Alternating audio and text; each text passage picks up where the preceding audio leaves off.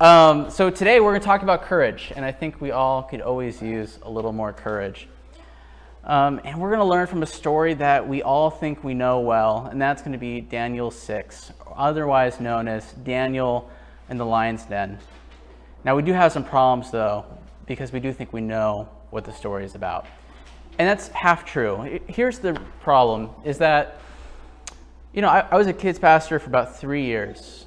And I loved being a kids pastor, but you also kind of see the problems with kids ministry. And actually, Pastor Brianna kind of talked about some of those on the video we just watched about what we're trying to do with our kids ministry. But another one of those problems is the stories we choose. They're often not based off what's actually good for kids, what's most optimal for them to get closer to Jesus Christ. See, if I were to take a person who has never heard about Jesus, a person who has never seen a Bible, and I gave them a Bible and I said, read this Bible, and I'm going to give you a single criteria, and every time you run into this, write it down. And they did it, they would have a pretty complete list of kids' ministry stories. Now, the problem is it has nothing to do with Jesus or God, that criteria. The criteria is find any story with an animal in it. Because animal stories are easy to teach kids. Kids get interested, they make really great crafts, you can actually do illustrations. Have you ever seen a book about praying? It's really hard, it's just like a child kneeling every single page. It's not very interesting. Animals make stories interesting. But because they're not necessarily optimal for really teaching children, they either get half the meaning of a story or even goes as far as to miss the whole point of the story.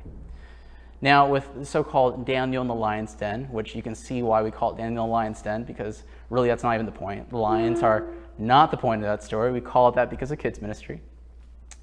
With that story, we get half the truth, because we as kids do realize, yes, courage comes from having more faith. Daniel has courage because he has faith in God. The problem is that's only half what we're supposed to look for. There's actually much more in that story for us to learn.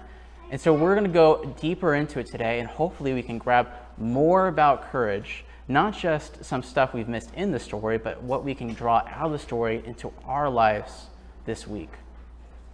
But before we get there, we have some background, right? So Daniel chapter 6 is chapter 6. So there's 5 whole chapters, and this is a very cohesive narrative. To pull chapter 6 out of it really disadvantages us to see what's happening in Daniel 6. And so we have to start from the very beginning. And I'm going to take a few minutes to recap this because it's relevant. So in the very beginning of the book, Babylon, the king of Babylon, Nebuchadnezzar, takes over Judah, and he is able to take control over Jerusalem. Now, Babylon at the time was a nation that had a very specific strategy for stopping rebellions and uprisings within kingdoms that they had taken over, and that was to scatter people. So if they had 10 kingdoms, they would take those 10 kingdoms, scatter them all together, mix them all together, so it destroys their unity, and it makes it a lot harder to rebel. And that's what happened to those in Judah, the Jews, because Judah, that's where we get the name Jew from. And so that's what happened. Nebuchadnezzar and his army came in, they killed a lot of people, they took the majority of the rest of them and scattered them throughout the kingdom. Some people were left behind, but they were generally poorer people who couldn't really do anything anyway. And that's where we meet Daniel. Daniel is from a royal family, and he's taken away from Jerusalem into the capital of Babylon, the city of Babylon. And because he's a noble birth kid who has a lot of opportunity, who's been educated to this point, he is specifically selected with other people like himself to be trained for administrative positions within the kingdom of Babylon, which is a pretty big deal because honestly, Babylon's the biggest empire, not only of that time, the biggest empire of all time up to that point, right? So he's taken with his 3 friends, Hananiah, Mishael, and Azariah, which many of you also know from a children's story as Shadrach, Meshach, and Abednego, because that's what their names were changed by the Babylonians, because this was part of their strategy. They took Daniel and his 3 friends into the king's palace in order to teach them for 3 years. And part of that teaching was teaching them the language and teaching them the literature, but also trying to eradicate their religion.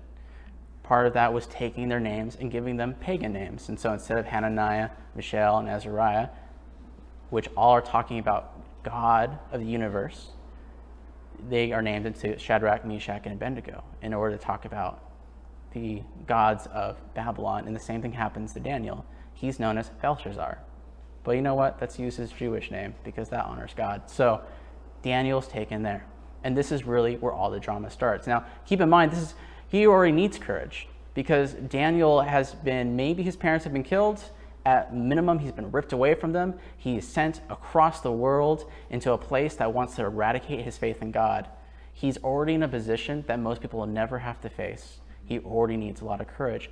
And so here's where the stuff goes. I'm going to go a little faster now into the stories, right? So chapter 1, they have 3 years of education. They have to eat the food from the king's table. But some of this food, God said to all the Israelites, to all the Jews, don't eat this. It's going to show that you're my people. I'm going to separate you out. We can do a whole sermon on that, but we're not going to.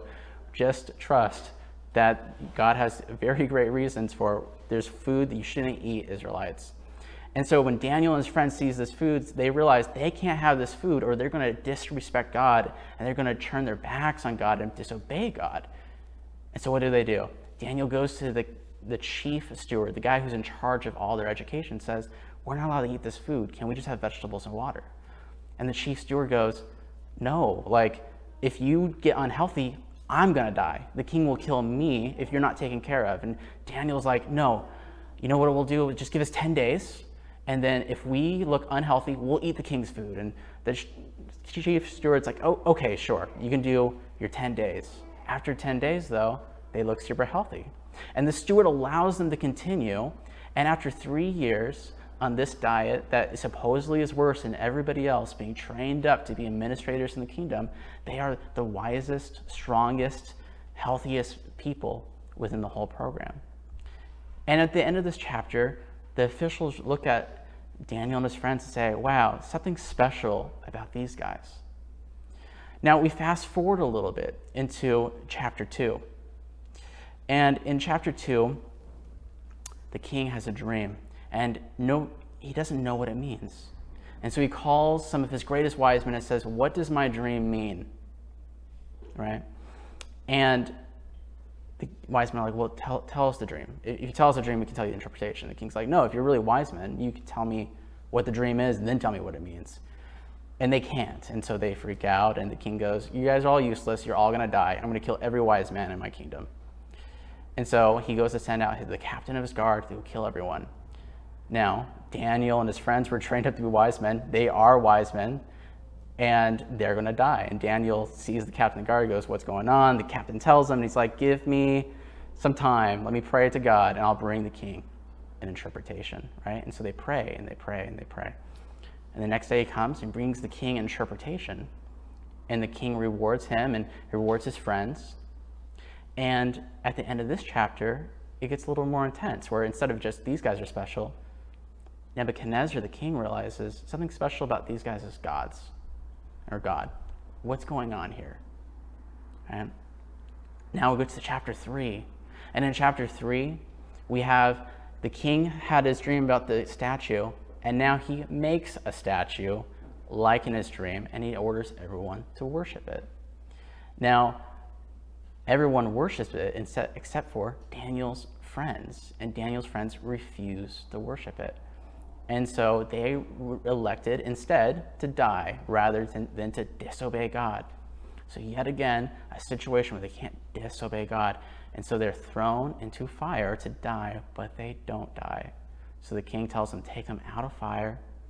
And at this point, it's getting even more intense because chapter 1, you see something special about these guys. Chapter 2, you're saying, hey, something special about these guys is God. In chapter 3, Nebuchadnezzar goes, wow, these guys' God is so great. If anyone says anything negative about their God, they're going to be put to death. The worship is increasing as they're seeing what's happening around Daniel and his friends. And then we get to chapter 4. The king has another dream, and Daniel calls him in and the king calls Daniel in and interprets the dream. And what does the dream mean? Well, basically, what he says is, King, your dream is basically telling you that in a year, you're going to become so prideful that God's going to humble you, and that you're going to spend 7 years insane living among animals. And it happens. And after 7 years of being insane and living amongst animals, he's brought back to his senses. And what's the first thing he does is he worships the God of the universe. So throughout the story of Daniel, we go from something special about these guys, something special about these guys is God.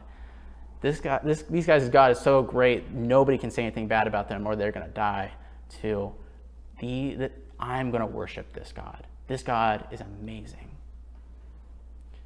Eventually, Nebuchadnezzar dies, and his son is ruling, and he's worse than Nebuchadnezzar. And he goes and he defames God, and God sends a hand to write on the wall. And he writes some words, but nobody knows what they say. But Daniel, because people have seen how wise he is, how God has worked through him throughout this whole time, because of his obedience, somebody goes, you should call Daniel. Daniel will know what this means. And Daniel interprets it. He says, tonight, you're going to die, king, and the kingdom's going to be handed over to another person. And so this happens. That night, king dies, and the kingdom's handed over to Darius, king of the Persians. And Darius is now king. And that brings us to chapter 6. There's details in those first 5 chapters that we're going to pull from a little bit later, because now it's going to frame where we're going in chapter 6. But it's something you have to know before we read chapter 6 to be able to read it well. So, usually in kids ministry, we read the story and we go, wow, Daniel is a hero of faith. We realize courage comes from faith in God. But Daniel's not the only hero of the faith in this story. There's one more person of faith in the story, and that is Darius himself, the pagan king. Right? So, new King Darius. Now, you need, in order to understand the story well, there's an interplay between Daniel and Darius. Daniel is like our ideal. Daniel is the guy that we look at and we go, if we can have faith like him, that would be so amazing. It's where we're headed. Daniel is 83 years old in the story. He's had a lot of time to grow his faith. Darius, most likely, has never heard of the God of the universe until he met Daniel. And he's learning about the God of the universe through Daniel. But he also has some faith, but it's young. He knows God to a little bit, but it's just a little bit. And a lot of us, we're starting there. We're somewhere between Darius and Daniel. And Darius is often a very normal way to start your faith. Daniel is the way that we're trying to grow our faith. And so while we read chapter 6, keep those two characters in mind and don't miss how Daniel and Darius are faithful. So we're going to dig into chapter 6. It pleased Darius to set over the kingdom 120 satraps to be throughout the whole kingdom, and over them 3 high officials, of whom Daniel was one, to whom these satraps should give account, so that the king might suffer no loss. Then this Daniel became distinguished above all the other high officials and satraps, because an excellent spirit was in him. And the king planned to set him over the whole kingdom. Then the high officials and the satraps sought to find a ground for complaint against Daniel with regard to the kingdom. But they could find no ground for complaint or any fault, because he was faithful, and no error or fault was found in him. Then these men said, "We shall not find any ground for complaint against this Daniel unless we find it in connection with the law of his God." I'm going to pause there for a moment and just let this story become real to you. We've heard the story so often, we've heard it in so many storybooks, that it feels like a fairy tale at times. But let's just pause and think about, can you imagine if the 120 most powerful people in this country wanted you dead? You would be dead. If every governor, every congressman, every Senate member, every Supreme Court judge wanted you to die, you would die. And I think sometimes when we read this, we think of it as a fairy tale, but if we start putting it into our own context, we realize this is actually pretty terrifying. And he would die, because quite frankly, we have another really well-known story of a very similar situation, and that's Caesar. We know about Caesar. Caesar was the most powerful person. He became the king of the most powerful country, Rome at the time, right?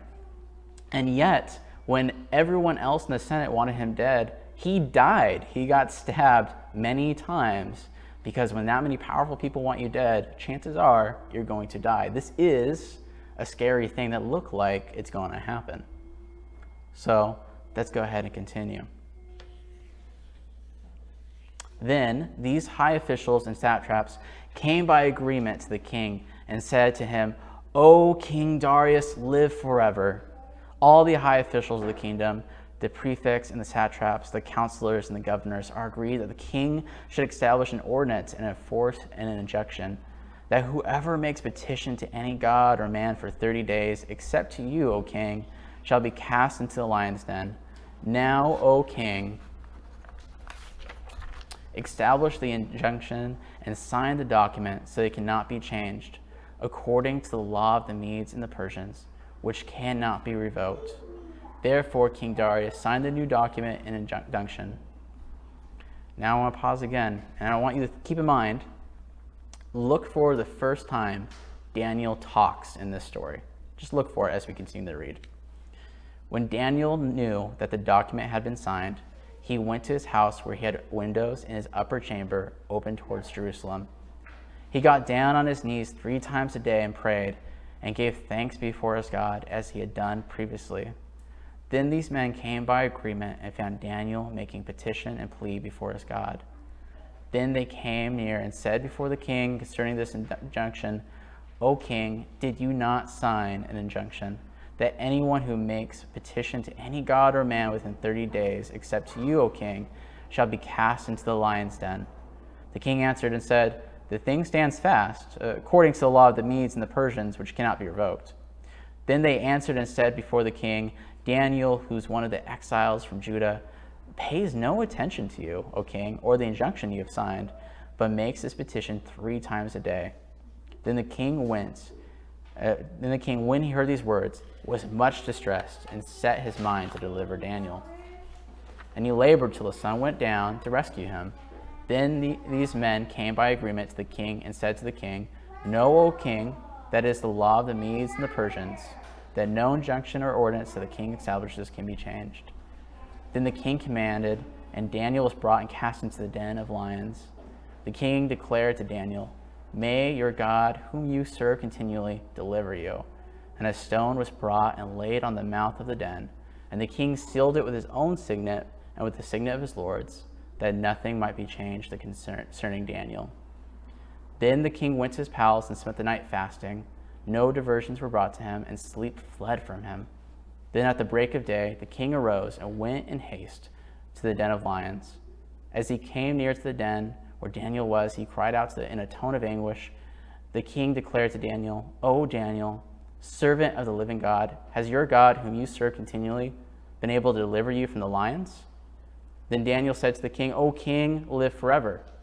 My God sent his angel and shut the lion's mouth, and they have not harmed me, because I was found blameless before him, and also because you, O king, I have done no harm." Then the king was exceedingly glad and commanded that Daniel be taken up out of the den. So Daniel was taken up out of the den, and no kind of harm was found on him, because he had trusted in his God.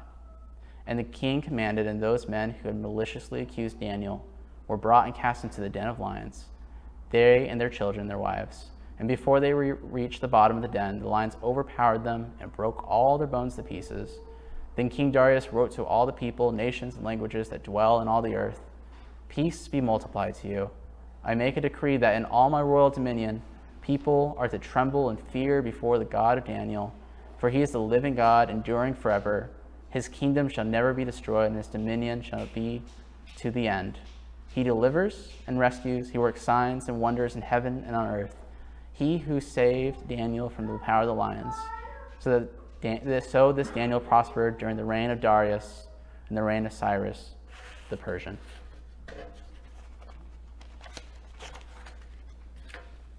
And that is chapter 6. And hopefully, we're able to see some of the contrasts between Daniel and Darius. We're going to go into that as we kind of go into our next question. How do we gain faith, right? If the secret to courage in God is having faith in God, and having more faith equals more courage, then how do we gain more faith? How do we become more like Daniel? And the first thing that I believe we see in the story is surround yourself with people who have faith. And this is a big reason why we went back through the first 5 chapters, is that Daniel in this story is about 83 years old. He's about 15, 16 years old in chapter 1. He's lived a long life. And there's a few things that are continuous to his life that make a difference. And one is surrounding himself with people who have faith. When he first came, he had 3 close friends who also had faith. And those friends also proved their faith even without Daniel in chapter 3. And that friendship grew him to have more and more faith over time. Now, let's look at Darius. Darius didn't have people who had faith in his life until quite recently. Looking at the story, Darius was able to set people over the kingdom. It looks like it's during the time of him taking over, and now he's setting up his new government. He's not going to be using all the same people from the previous government because that's just dangerous. And so he's probably known Daniel for maybe 2-3 months. And you can see how he didn't even know about this God of the universe until he met Daniel. And Daniel, knowing the king, was already influencing the king to start to have an understanding of who the God of the universe is and having that faith. And so while we want to be like Daniel, who has this really great faith where he's able to go with it. You notice he didn't even say anything. He didn't try getting out of it. He just went. He knew he was going to be thrown in the lion's den by praying, and he just went for it. We want that faith. We want that faith that goes, I'm going to obey God no matter what, and I'm not going to hide that I'm obeying God. Whereas Darius, he's trying to fix it himself, right? He's trying to get in there, try a whole day, try and get Daniel out of the situation that Daniel's not even trying to get himself out of. But you still see these moments of faith where he's crying out to Daniel, may your God save you. It's already happening. So how do we move a little from Darius into more like Daniel? And surrounding yourself with people of faith there's 3 ways that I think it's easy to activate in your own life. So the first one is to participate in your church community. So we are a part of a church community. God has given us each other to improve and grow each other's faith.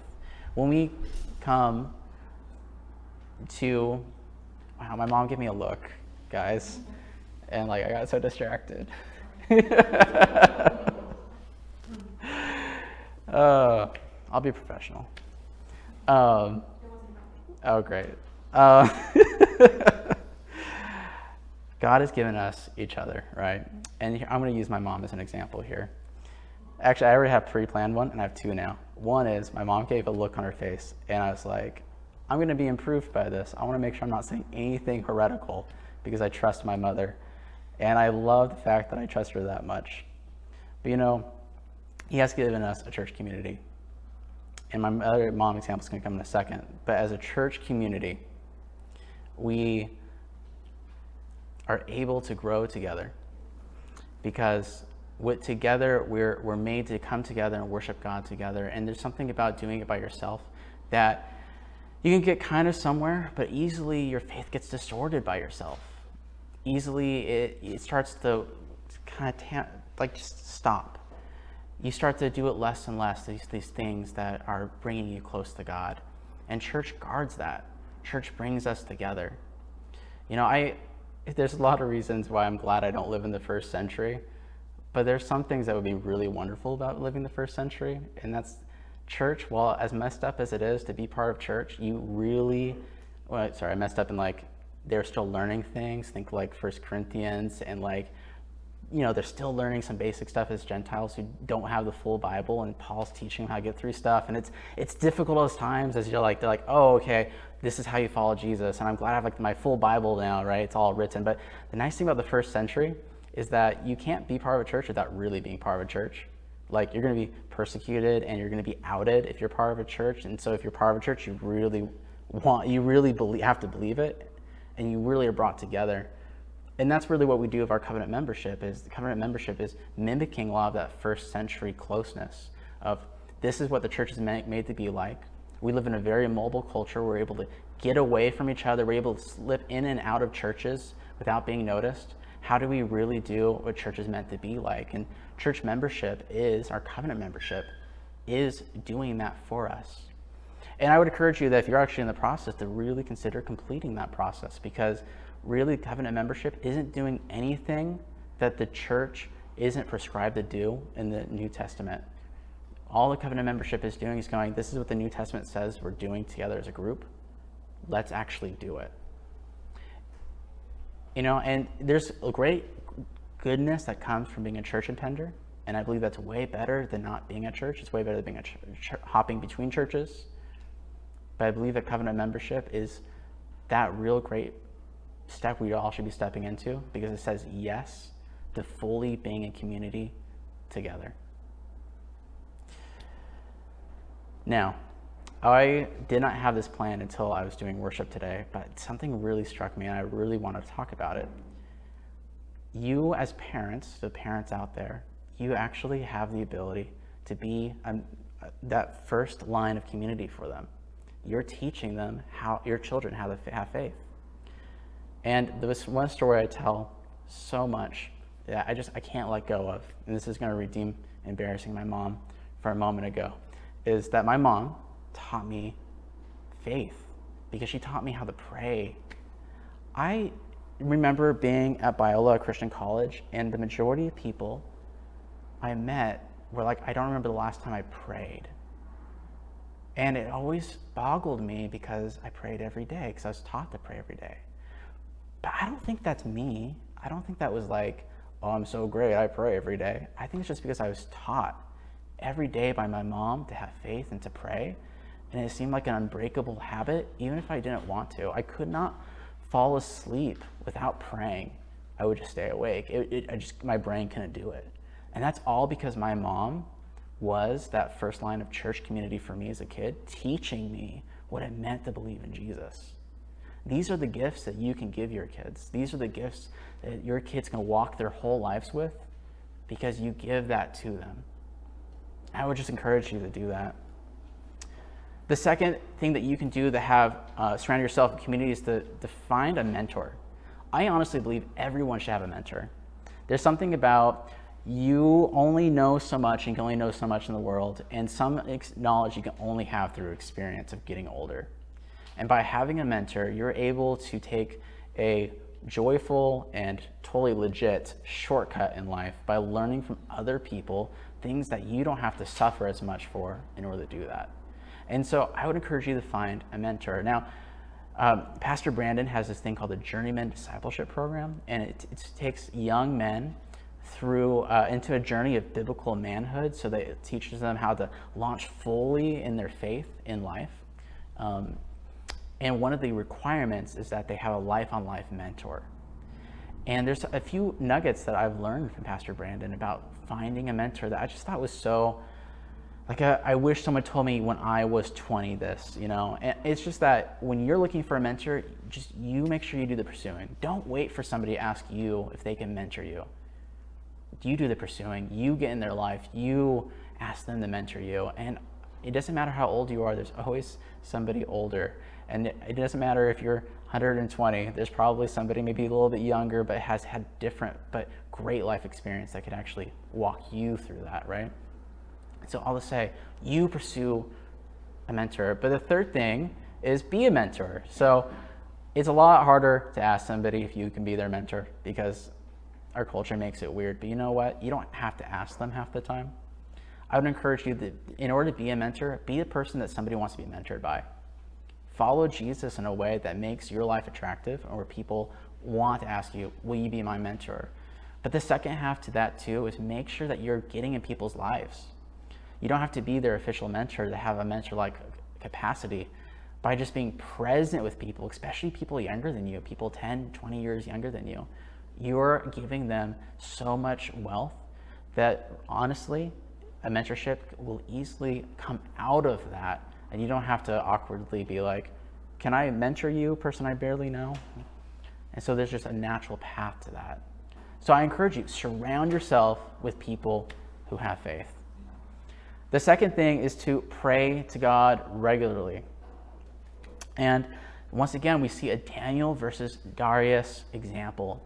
Daniel's been praying the entire book of Daniel, a life of prayer that would be the envy of anybody, right? So, and even if you went further into the book of Daniel, so much of it revolves around his prayers to God and God answering specifically those prayers.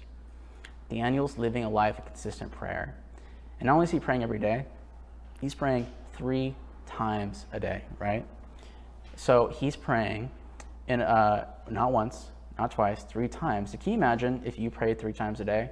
Because right now, let's say you prayed every day. You missed a day, you didn't pray a whole day. And a lot of times it unravels a little bit. 1 often becomes 2 or 3 or 4. Life gets busy. But if you were to pray 3 times a day or just more, can you imagine just like, oh, I missed 1, but I prayed 2 times today. I'm praying. I know it's a lot, but Daniel's showing us a great example of what we can become, moving towards that. And do you notice that what Daniel does before he's thrown in the lion's den the whole time, all he does is pray. All he does is he pursues God and he asks for rescuing. Before, I don't know if you caught this, Daniel, before he's even in trouble, is praying to be rescued. So he hears about it, and his act of disobedience to the law is him asking for help in being delivered from the law. He knows he's in trouble, and that's all he's going to do. But now let's contrast this to Darius, where a lot of us really find ourselves in. Darius doesn't pray till the very, very end. He finds out the problem, and what he does is he tries to fix it himself. He's not praying. He spends all day trying to fix it. And then Daniel's thrown in the lion's den, and he's so stressed out, he can't eat, he can't sleep, he doesn't want to be entertained. It's like our version of like, I can't even watch TV, that's how stressed out I am. And he is just like beside himself. And then when Daniel is saved, he praises God. Thank you so much, God, for giving me what I want. It happens to be also what God wants, but finally he prays to God. And that's where a lot of us really are in life. We are praying, we're trying to fix it ourselves, and then we thank God when it does work out. But how do we move from being less like Darius and moving more towards Daniel, where we're just praying, where it actually gives us the trust and thus the courage, right? Both characters have faith, but Daniel has a lot more courage. And the prayer, I think, is the key point here. So the 3 things that we can do here is, one is praying daily, and I talked about that. The second one is, I heard this really great saying, and it'll never leave me, and it's prayer is caught, not taught. You can learn how to pray, but honestly, it's way easier to learn how to pray by being around other people who are praying, by catching how they pray. I guarantee you that you're going to learn a lot more about how to pray if you're praying as a group, if you're praying with your family, if you're praying as a church, if you're praying with your friends, because you're learning how they pray and you're seeing how they interact with God. And when you interact with God, they see that, and you're not isolated. Think about it like with kids. If kids only ever talked to themselves, their conversation skills would be little to none. But how do kids learn how to communicate? And not just learn how to use the words, but how do you actually navigate social situations? Well, you are in a family, and you learn how to communicate in a family, and you have friends, and you learn how to communicate with friends. And you say something wrong, it doesn't really work very well, and you clearly know that's not the right thing to do, all because you're surrounded by people. It's no different with us learning how to talk with God than us learning how to talk with humans. Community really creates that. And lastly, praying in God's will. We can see that in the difference between Daniel and Darius. Darius, he is praying for God's will, but he doesn't know it. He's praying for his will. He doesn't want Daniel to die. And he loses his courage, and he isn't really being effective because look what's happening to him. He has no peace of God in this. But Daniel, he's starting with praying in God's will. He's praying that God delivers him. And from our experience in the past in Daniel's stories, we are seeing that, he's always praying that God's will is being done. He wants God's will to be done. And especially if you go further into Daniel, he's praying that God's will is being done.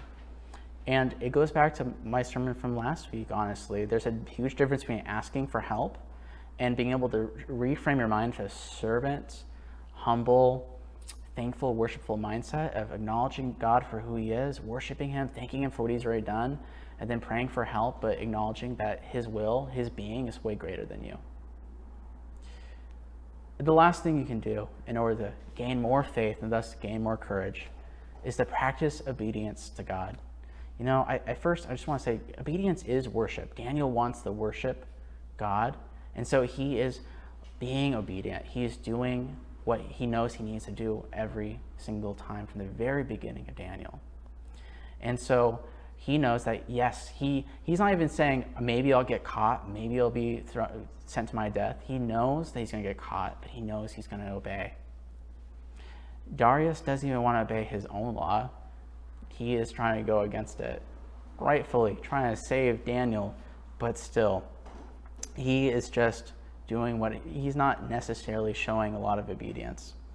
He's trying to, though. You can see the struggle. He's trying to do the right thing, but he hasn't had a lot of experience in it. There's a huge difference between their experience.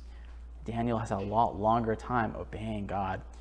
And that brings us to our next point, right, where it's like, there's this phrase from Athanasius, who's a 4th century bishop, and he said, the punishment for sin is more sin. Meaning, when you sin, the punishment often is that you end up sinning more because sin hurts us. Obedience, I think, is the same thing. The reward for obedience is more obedience. Because when we obey in our lives, actually, it's good for us. I had this problem when I was younger where suddenly when I was obeying, I realized it was actually good for me, and I didn't feel like so much like a sacrifice to obey God, to do things that I knew he wanted. And it almost felt like I was cheating. It was like, am I really worshiping God because obeying God and what he tells me to do is actually really good for me? And I think that's where we should be getting to, where it's just like we realize that our obedience to God is great for us. And sometimes, because we live in a broken world, the obedience hurts us because the world around us doesn't like it. But that can't change the fact that the obedience is actually creating beautiful things within us that go from the inside out of us. And so you see that with Daniel. I don't think it was even that hard for Daniel because he's 83. He's been there since he's been 16. He's lived over 60 years obeying God, practicing, and multiple times, not just the little things, but things that could get him killed. And I think it got a lot easier for him to obey God. And that brings us to the third point, which is obedience is joyful. It really does become joyful. And it's what I was saying. The more you obey, your reward is obedience. And with that obedience, life actually does get better from the inside out. And so let's bring it all together. Altogether, our courage is rooted in our faith in God. We can increase our faith by surrounding ourselves with others who already have faith, by praying to God regularly, and by practicing obedience to God. And that's what I encourage you today to do, is hopefully something has resonated with you. And I would just encourage you to talk to somebody today and ask, where do you need to take a step towards courage? Where do you need to take a step towards faith? Do you need to step more into community? Is there something that you need to change in order to pray well? Is there an act of obedience that has been waiting for you? I just encourage you to talk together in community, in prayer, and in obedience about that. Let's go ahead and close in prayer.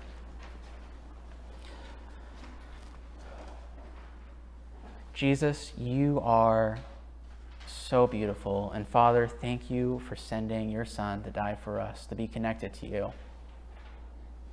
We are lucky because your love has reached all the way across the world in order for us to come to know you.